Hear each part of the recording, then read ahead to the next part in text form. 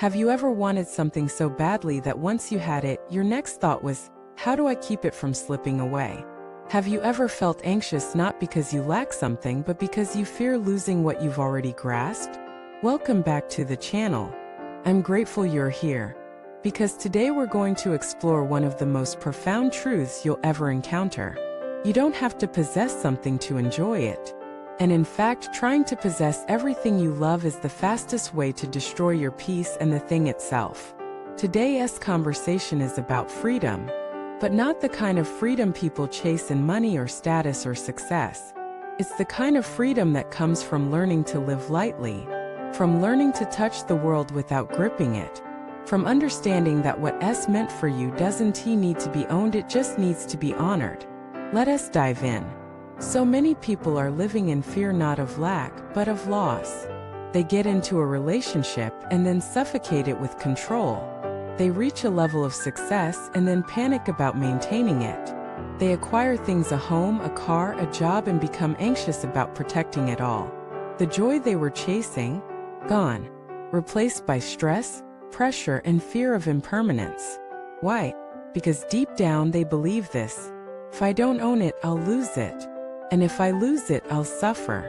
But here's the truth. You were never in control to begin with. And real joy comes not from controlling life but from dancing with it. Let me explain. Everything you have today is temporary. Your job can end. Your relationships can evolve. Your body will age. Your possessions will decay. Your status will fade. None of this is morbid. It's just reality. And once you embrace that reality, something beautiful happens. You stop clinging. You start cherishing. Because what you enjoy in the moment without trying to own it becomes sacred. Let me give you a metaphor. Imagine watching a sunset. You don't try to keep the sunset. You don't build a wall around the sky. You don't trap the light in a jar. You just sit there in awe, in gratitude. You breathe it in. You let it move you, and then when it fades you let it go. That's what true love looks like. That's what freedom feels like. That's what it means to enjoy without possessing. Now think about how many things in your life you've tried to hold too tightly. The relationship that fell apart because of jealousy or fear. The success that became a burden instead of a blessing. The identity that kept you boxed in long after it stopped fitting. Clinging turns gifts into prisons. So why do we cling? Because we think possession equals protection. If I own it, I can control it. If I control it, I won't be hurt. But in reality, possession creates anxiety. It demands maintenance. It invites fear. True peace comes when you trust instead of trap. When you savor instead of seize. Let me tell you a story. There once was a man who loved birds. He spent his mornings in the park, feeding them, watching them sing. One day, he decided to build a large bird cage in his backyard, so he could enjoy their beauty all the time. He captured a few and placed them inside. But within days, they stopped singing. They sat motionless, afraid, caged. He had gained possession but lost the thing he truly loved. That's what happens when we try to control what's meant to be free. Love without possession is possible. In fact, it's purer, deeper, and more enduring.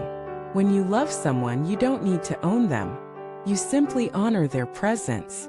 When you achieve something, you don't need to define yourself by it. You simply express gratitude. When you experience beauty, you don't need to capture it. You simply let it move through you.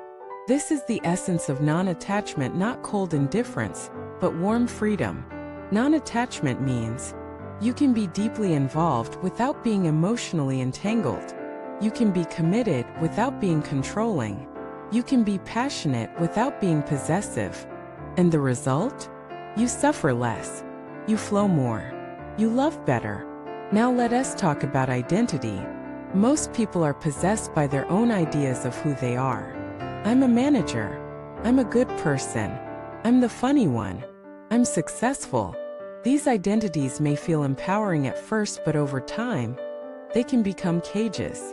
Because when life asks you to evolve, you resist. When circumstances change, you panic. When someone challenges your label, you fight.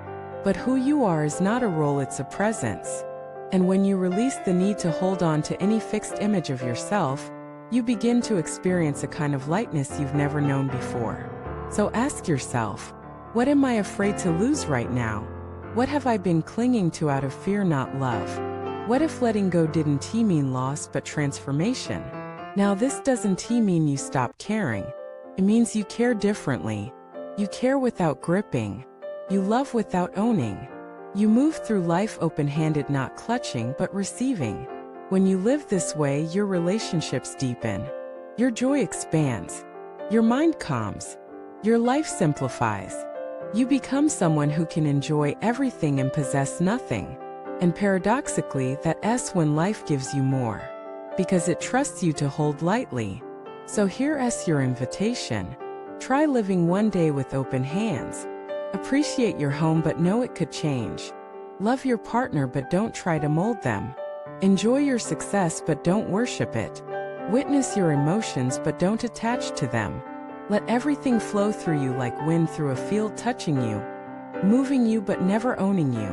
That is freedom. That is peace. And that is the beginning of a life that is not just rich in things but rich in spirit. Thank you for watching this video. If this message resonated with you, please like, subscribe, and share your thoughts in the comments. Tell us, what's one thing you're ready to stop clinging to? Let us walk this path of lightness and liberation together.